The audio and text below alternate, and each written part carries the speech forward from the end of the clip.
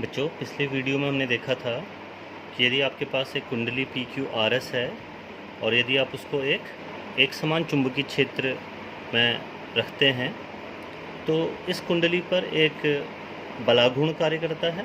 वो बलाघूर्ण जो है वो कैसे कार्य करता था, आपको ये समझाया था कि इस धारावाही कुंडली में चुंबकीय क्षेत्र के कारण ऐसे एक बल लगते थे। इस PQ वाले उस पर FPQ ऊपर की ओर को आया था और ये इस पे ऐसे नीचे की ओर को FRS नीचे की ओर को, ये ऊपर की ओर को। तो इन दो बलों ने मिलकर एक बलाघूर्ण का निर्माण किया था जिसके कारण यह कुंडली घूमने की प्रवृत्ति रखती है। तो उस बलाघूर्ण का मान हमने निकाला था कि जो टॉर्क है उसका मान IAB साइन अल्फ़ा था, जहां आपको बताया था कि अल्फ़ा जो है वो क्या था। देखिए फिर से एक बार समझते हैं। कुंडली थी PQRS, इसको यदि आप एक डिफरेंट तल में समझने की कोशिश करेंगे तो देखिए ये ऐसे चुंबकीय क्षेत्र B है और यह थीटा कोण बना रही है। आपको बताया था कि यदि मैं इसके एरिया वेक्टर की दिशा ले लूँ ऐसे तो ये कोण अल्फ़ा होता था। तो जो टॉर्क है उसका मान IAB साइन अल्फ़ा आता था। यदि कुंडली में n फेरे होंगे तो टॉर्क को फिर आप NIAB साइन अल्फ़ा लिखेंगे।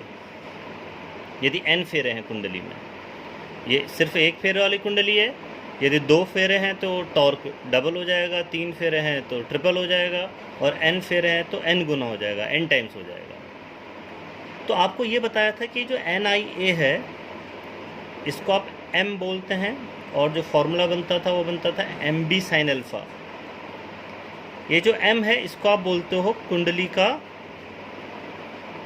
चुंबकीय द्विध्रुव आघूर्ण, magnetic movement of the coil. ये मैग्नेटिक मूवमेंट कहलाता है। यह एक सदिश राशि है और आपको पता है कि टॉर्क भी एक सदिश राशि है। जो बलाघूर्ण होता है वो भी एक सदिश राशि होती है। तो आप इसको सदिश रूप में M क्रॉस B लिखते हैं, A क्रॉस B, और इसका जो परिमाण आएगा वो MB साइन अल्फ़ा आएगा। तो जो अल्फ़ा है एक तरह से M और B के बीच का कोण है। तो ये जो M है ये क्या कहलाता है? चुंबकीय आघूर्ण कहलाता है।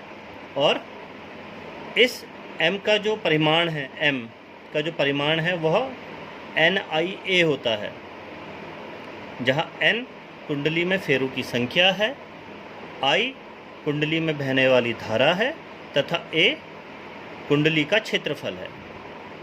यदि यह आयताकार कुंडली है तो एरिया लेंथ इंटू ब्रेथ हो जाएगा। यदि वर्गाकार है जिसकी भुजा A है तो जो एरिया है वो भुजा की वर्ग हो जाएगा, भुजा का वर्ग। और यदि वह एक वृत्त है तो पाई R स्क्वायर हो जाएगा। तो इस एरिया का मान तो निर्भर करेगा कि कुंडली कैसी है। यहाँ पर हमने आयताकार कुंडली ली थी तो एरिया जो है वो लेंथ इंटू ब्रेथ से निकलेगा। यदि वही कुंडली वर्गाकार होती तो एरिया A स्क्वायर हो जाता, और वही कुंडली यदि वृत्ताकार होती, सर्कुलर होती, तो एरिया जो है वो पाई R स्क्वायर हो जाता है। तो ये M इज इक्वल टू, जब आप NIA फॉर्मूला यूज़ करेंगे तो N तो क्या है? कुंडली में फेरों की संख्या, I कुंडली में प्रवाहित होने वाली धारा तथा A क्या है बताइए? उसका क्षेत्रफल है।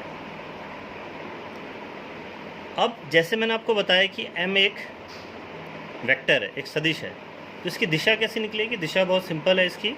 वैसे जो द्विध्रुव आघूर्ण होता है, चुंबकीय द्विध्रुव आघूर्ण, इसकी जो दिशा होती है वो हमेशा साउथ पोल से नॉर्थ पोल की ओर को होती है।